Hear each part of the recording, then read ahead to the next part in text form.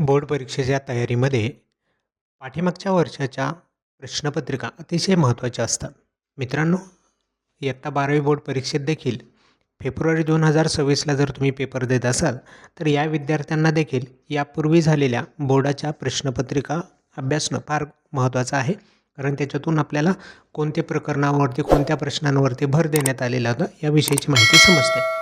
तर आज आपण ऑक्टोबर 2021 ते जुलै 2025पर्यंत झालेल्या 9 प्रश्नपत्रिका आहेत. ह्या 9 प्रश्नपत्रिकांमध्ये जे काही प्रश्न आलेले आहेत त्या प्रश्नांची माहिती अभ्यासत आहोत.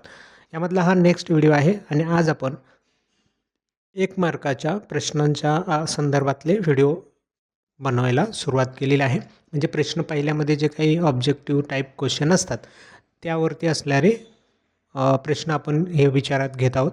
यामध्ये प्रामुख्याने आज आपण प्रश्न निवडलेला आहे सहसंबंध पूर्ण करा. हा प्रश्न देखील खूप परीक्षांमध्ये विचारण्यात आला. यामध्ये नक्की कोणते प्रश्न विचारले जातात ते प्रश्न पाहूयात. आणि फक्त प्रश्न नाही तर प्रश्नांबरोबर त्याचं उत्तर पण काय आहे ते मी या ठिकाणी सांगणार आहे. म्हणजे तुमचे दोनही कामं होतील. पाठीमागच्या वर्षांचे प्रश्नपत्रिका अभ्यासल्या जातील, प्रश्नही अभ्यासले जातील आणि उत्तरही तुमच्या लक्षात येतील. म्हणजे दोन्ही अभ्यास तुमचे ह्या व्हिडिओमधून होणार आहे. तर पहा, पहिला प्रश्न आहे सूक्ष्म अर्थशास्त्र झाड. मग आता ह्या 2 संबंध पूर्ण आहेत, तर याच्यातला आपल्याला संबंध विचारात घ्यायचा आहे की काय संबंध आहे. सूक्ष्म अर्थशास्त्र झाड म्हणजे सूक्ष्म अर्थशास्त्राचा अभ्यास फक्त एका घटकाचा अभ्यास असतो आणि मग एक घटक म्हणजे झाड सांगितला. तर मग आता स्थूल अर्थशास्त्र आपल्याला समोर दिले, तर स्थूल अर्थशास्त्र कसा अभ्यास करतं, जसं सूक्ष्म एका झाडाचा करेल तर स्थूल कसं अनेकांचं करतं. मग अनेक झाडांचा अभ्यास म्हणजे त्याला काय म्हणतो आपण, जंगल किंवा वन असं म्हणता येईल. तर मग याच्यात एका झाडाचा अभ्यास, त्याच्यात पूर्ण वनाचा किंवा जंगलाचा अभ्यास होईल. दुसरा प्रश्न, ग्राहक वैयक्तिक मागणी, असा संबंध पूर्ण दिलेला आहे. मग याच्यात काय संबंध शोधा. एका ग्राहकाच्या मागणीला वैयक्तिक मागणी म्हणतात. मग तसा संबंध आपल्याला पुढं लावायचा आहे. कसा आहे पुढं संबंध, अनेक ग्राहक आहेत ना, मग अनेक ग्राहकांच्या मागणीला काय म्हणतात, अनेक ग्राहकांच्या मागणीला बाजार मागणी असं म्हणतात. तिसरा प्रश्न आहे, याच्यात पहिला संबंध पूर्ण दिला नाही पण दुसरा दिलेला आहे, पुरवठा वक्र वर जाणारा. हा पूर्ण दिलेला संबंध आहे. असाच संबंध पहिल्यात लावायचा. वर जाणारा पुरवठा वक्र आहे, मग खाली येणारा कोणता वक्र, खाली येणारा असतो मागणी वक्र. त्यानंतर चौथा, किंमत निर्देशांक भाववाढ. किंमत निर्देशांक हा भाववाढ दाखवण्यासाठीचा निर्देशांक आहे. तर मग शेती उत्पादन दाखवण्यासाठीचा कोणता निर्देशांक आहे, तर त्याला आपण म्हणतो कृषी उत्पादन निर्देशांक. त्यानंतर पाचवा आहे, याच्यात दुसरा संबंध समोरचा पूर्ण दिला आहे, भारतीय स्टेट बँक व्यापारी बँक. भारतीय स्टेट बँक ही व्यापारी बँकेचा एक प्रकार आहे. मग मध्यवर्ती बँक हे कोणत्या आपल्याला बँकेचं उदाहरण आहे, ते व्यापारी बँक हे व्यापारी बँकेचं उदाहरण भारतीय स्टेट बँक आहे. तर मध्यवर्ती बँकेचं उदाहरण आपल्याला भारताचं द्यायचं झालं तर मग काय द्यावं लागतं, भारतीय रिझर्व्ह बँक ही मध्यवर्ती बँक आहे आणि भारतीय स्टेट बँक ही व्यापारी बँक आहे. ठीक आहे, म्हणजे ते उदाहरणं आहेत त्या बँकांची. यानंतर नेक्स्ट पुढचा प्रश्न आहे सहसंबंध पूर्ण करा. सहसंबंध पूर्ण करामध्ये पहिला प्रश्न दिला आहे, स्थूल अर्थशास्त्र अनकम्प्लीट आहे, तो आपल्याला पुढचा विचार झाला. सूक्ष्म अर्थशास्त्र किंमत सिद्धांत, म्हणजे सूक्ष्म अर्थशास्त्राला किंमत सिद्धांत म्हणून ओळखतात. मग स्थूल अर्थशास्त्राला कोणत्या नावाने ओळखलं जातं, त्याला उत्पादन किंवा रोजगारविषयक सिद्धांत म्हणून ओळखलं जातं. त्यानंतर प्रत्यक्ष मागणी अन्नधान्य व भ्रमणध्वनीची मागणी असते. प्रत्यक्ष आपण ह्या घटकांना मागणी करतो. मग भूमी आणि श्रम यांना असणारी मागणी किंवा त्याला केलेली मागणी कोणती असते, तर ती असते अप्रत्यक्ष मागणी. तिसरा आहे संपूर्ण लवचिक मागणी. Elasticity of demand is infinite, म्हणजे अनंत. ते ह्या सूत्राने दाखवलं जातं. पुढं आपल्याला एक सूत्र दिले, ED = 1. मग हे कसलं सूत्र आहे, इथं हे संपूर्ण लवचिकचं सूत्र होतं. मग हे कसलं सूत्र आहे, हे सूत्र आहे एकक लवचिक मागणीचं, कारण उत्तर एक आहे ना, म्हणून एकक लवचिक मागणी. चौथा प्रश्न आहे उत्पादन पद्धत, त्याला माल साठा पद्धत म्हणतात. मग घटक पद्धत कोणत्या पद्धतीला म्हणतात, ते म्हणतात उत्पन्न पद्धतीला, कारण उत्पादन घटकांच्या उत्पन्नांचा अभ्यास याच्यामध्ये केला जातो उत्पादन घटक पद्धतीमध्ये. 5वा आहे वैयक्तिक कर अनकम्प्लीट आहे. वस्तू व सेवा कर, GST कर, अप्रत्यक्ष कर. मग वैयक्तिक उत्पन्नावरती जो कर असतो त्याला काय म्हणतो आपण? प्रत्यक्ष कर. म्हणजे उत्तर यायला पाहिजे प्रत्यक्ष कर. यानंतर नेक्स्ट पुढचा प्रश्न, सूक्ष्म अर्थशास्त्र. पुन्हा तोच प्रश्न रिपीट झालेले पहा. सूक्ष्म अर्थशास्त्र झाड म्हणावं लागेल, स्थूल अर्थशास्त्र जंगल किंवा वन असतं. सामान्य वस्तूंची किंमत व मागणी याच्यात व्यस्त संबंध असतो. गिफेन वस्तूच्या बाबतीतला संबंध कसा आहे तो आपल्याला सांगायचा आहे. तो संबंध आहे समस्वरूपाचा. हा व्यस्त असतो तर हा समस्वरूपाचा संबंध असेल. त्यानंतर पूर्ण स्पर्धा, असंख्य विक्रेते असतात आणि मक्तेदारीमध्ये एकच विक्रेता असतो. 4 सरासरी प्राप्तीचं सूत्र आहे एकूण प्राप्ती भागिले एकूण नग संख्या. एकूण प्राप्तीचं सूत्र काय?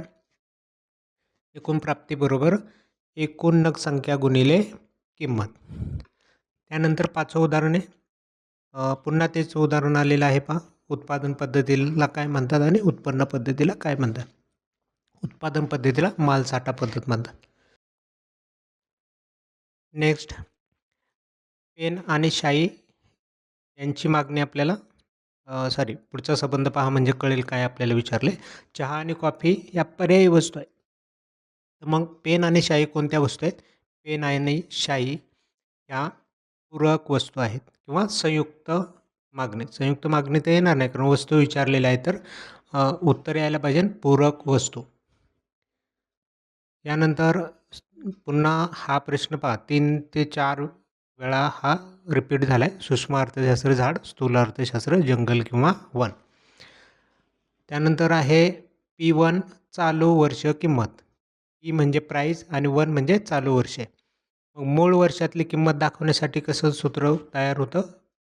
किंमत दाखवायची ना, म्हणून P आणि मूळ वर्ष म्हणून 0 म्हणजे P0. अशा पद्धतीनं इथं संबंध आपल्याला लावायचा आहे. त्यानंतर पुरवठा वक्र, परत प्रश्न आला पहा पुरवठा वक्र मागणी वक्रावरती. पुरवठा वक्र वर जाणार, मागणी वक्र खाली येणार. त्यानंतर तात्विक अडचण, हस्तांतरित देणी. तर माल साठ्याचे मूल्य हे व्यावहारिक अडचणीचं उदाहरण आहे. त्यानंतर नेक्स्ट पुढचा प्रश्न पाहूया. सर्वसाधारण समतोल, स्थूल अर्थशास्त्र. स्थूल अर्थशास्त्रात सर्वसाधारण समता असतो, तर सूक्ष्म अर्थशास्त्रामध्ये आंशिक समतोल असतो. त्यानंतर उत्पन्न पद्धत अपूर्ण दिले, उत्पादन पद्धत 4 वेळा हा प्रश्न जसाच्या तसा रिपीट झालेला आहे मित्रांनो. जसाच्या तसा त्याला आपण काय म्हणते? मालसाठा. रूपोपयोगिता, फर्निचर. रूपोपयोगितेचं उदाहरण आहे फर्निचर. तर डॉक्टर हे कसले उदाहरण आहे? सेवा उपयोगितेचं. सेवा उपयोगितेचं. त्यानंतर आहे सूत्रावरती आधारित असलेलं उदाहरण होतं elasticity of demand is equal to infinite. हे आहे संपूर्ण लवचिक मागणीचं. तर elasticity of demand is equal to 0 हे कसलं उदाहरण आहे? संपूर्ण अलवचिक मागणीचं. संपूर्ण अलवचिक मागणी. त्यानंतर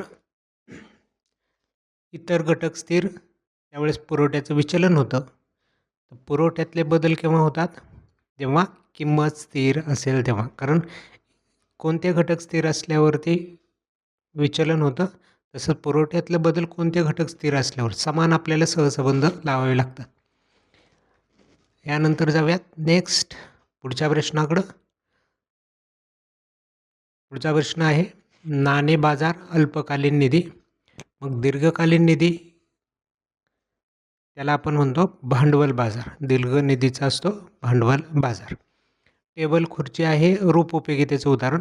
तर संगणकाची माहिती हे कोणत्या उपयोगितेचं उदाहरण होईल? ज्ञान उपयोगितेचं. म्हणून इथे यायला हवं ज्ञान उपयोगिता. अप्रत्यक्ष मागणी कामगारांची आहे. कापडाची असलेली मागणी मग प्रत्यक्ष मागणी होईल. त्यानंतर तात्विक अडचण दिली हस्तांतरित देणे. इथं मालसाठ्याचे मूल्यांकन हे होईल व्यावहारिक अडचणीचं उदाहरण. तर इथं मित्रांनो बऱ्याच वेळेला समजून घ्या, तुम्हाला उत्तर सांगायला फार सोपं जाईल. जसं नाणे बाजार भांडवल बाजार आहे ना, तर हा घटक अपूर्ण दिले असतील, समजा अल्पकालीन निधी दीर्घकालीन निधी हे पूर्ण दिलेलं आहे आणि बाजार जर प्रश्न येणार असेल तर इथं नाणे बाजार असेल तर इथं भांडवल बाजारच येणार, इथं भांडवल बाजार असेल तर इथं नाणे बाजार येईल. त्याच्या विरुद्ध बाजार ह्या ठिकाणी सांगायचे. त्याचबरोबर इथं अप्रत्यक्ष मागणी प्रत्यक्ष मागणी याच्या उलटा शब्द या ठिकाणी असतो. पण हे लिहायला सोपं केव्हा येईल तुम्हाला, जेव्हा उदाहरणं 2 दिलेली असतील, कोणता घटक आहे तो जर आला तो घटक त्याच्या विरुद्धचा असतो. इथं तात्विक अडचण दिलेली आहे, तात्विक अडचण दिली तर इथं व्यावहारिक अडचण त्याच्या विरुद्धची समोर देणार आहे 100%. म्हणजे सर्व जे उत्तर आहे ते त्याच्या उलट शब्द समोर येतात. आता या ठिकाणी पण पहा, सार्वजनिक खर्च जास्त आहे, व्याप्ती कमी आहे, तर तुटीचं अंदाजपत्रक होतं. आणि इथं सरकारी खर्च आणि दोन्ही इक्वल असेल तर मग इक्वल असेल तर समतोल किंवा संतुलित अंदाजपत्रक असतं. यानंतर नेक्स्ट पुढचा प्रश्न पाहूयात. अंतर्गत व्यापार गृहव्यापार. अंतर्गत व्यापाराला देशाच्या अंतर्गत जो चालतो त्याला गृहव्यापार असं म्हणतात, परंतु आंतरराष्ट्रीय व्यापार जो चालतो इतर देशांसोबत तर त्याला काय म्हणतात, विदेश व्यापार किंवा बाह्य व्यापार असं पण त्याला म्हणता येईल. त्यानंतर आहे भिन्न किंमत. त्याच्या आधी पलीकडचा संबंध पाहावा लागेल समोरचा. एकच किंमत पूर्ण स्पर्धा. पूर्ण स्पर्धेत एकच किंमत असते, तर मग भिन्न किंमत कोणत्या स्पर्धेत असते, ती असते मक्तेदारीमध्ये. हे उदाहरण पुन्हा या ठिकाणी विचारण्यात आलं. पहा, स्टेट बँक ऑफ इंडिया व्यापारी बँक आहे, तर RBI ही मध्यवर्ती बँक आहे, म्हणून इथं RBI यायला हवं. मग अशी मराठीमध्ये नावं दिली होती, आता ही इंग्रजीमध्ये दिलेली आहेत. एवढाच या ठिकाणी फरक दिसून येईल. त्यानंतर उत्पादन पद्धत, उत्पन्न पद्धत, घटक पद्धत हा प्रश्न 5 ते 6 वेळा आपल्याला जसाच्या तसा विचारलेला पाहायला मिळतो. म्हणून तर आपल्याला पाठीमागच्या प्रश्नपत्रिका विचारात घ्यायच्या, कोणतं प्रकरण आणि कोणते प्रश्न फार महत्त्वाचे आहेत. म्हणजे आता हे तुमचं पाठ होऊन जायला पाहिजे. हा प्रश्न तर 5 वेळा तर मीच सांगितलेला आहे. त्याला मालसाठा पद्धत असं म्हणतात. त्यानंतर आर्थिक तेजीच्या कालखंडात सिल्कीचे अंदाजपत्रक. तर मग मंदीत इकडे तेजी असेल तर मग त्याच्या विरुद्ध मंदी विचारली. मंदीच्या कालखंडात कोणतं वापरायला हवं सरकारने, तुटीचं अंदाजपत्रक. एक शिल्लक असते, एक तूट असते आणि एक समतोल असतो, त्यावेळेस दोन्ही बाजू सारख्या असतात. पण तेजी मंदीत सिल्कीचं आणि तुटीचं अंदाजपत्रक. तर मित्रांनो अशा प्रकारचे प्रश्न ऑक्टोबर 21 ते जुलै 25पर्यंत सहसंबंधाचे विचारण्यात आले होते आणि त्या सर्व प्रश्नपत्रिकेमध्ये हे प्रश्न विचारण्यात आले आणि त्याची उत्तरं या ठिकाणी आपण अभ्यासलेले आहेत. मला वाटतं सहसंबंधाचा प्रश्न या ठिकाणी खूप चांगल्या पद्धतीने आपण पाहिलेला आहे. जेव्हा जेव्हा वेळ मिळेल तेव्हा तेव्हा हे प्रश्न तुम्ही अभ्यासाला घ्या, व्हिडिओ लावून द्या, त्याची उत्तरं पहा.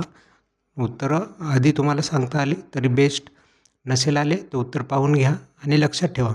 म्हणजे बोर्ड परीक्षेची तुमची सहसंबंधांचा प्रश्न या ठिकाणी अभ्यासून होईल. मित्रांनो, व्हिडिओ आपल्या मित्रांनाही शेअर करा जेणेकरून त्यांनाही याचा फायदा होईल. चला तर मग आजचा व्हिडिओ या ठिकाणी थांबूया, भेटूया पुढच्या नवीन व्हिडिओमध्ये. परंतु पुढचा व्हिडिओ जो आहे तो आपण अभ्यासणार आहोत अशाच ह्या वस्तुनिष्ठ प्रश्नांच्या संदर्भातले गटात न बसणारा शब्द.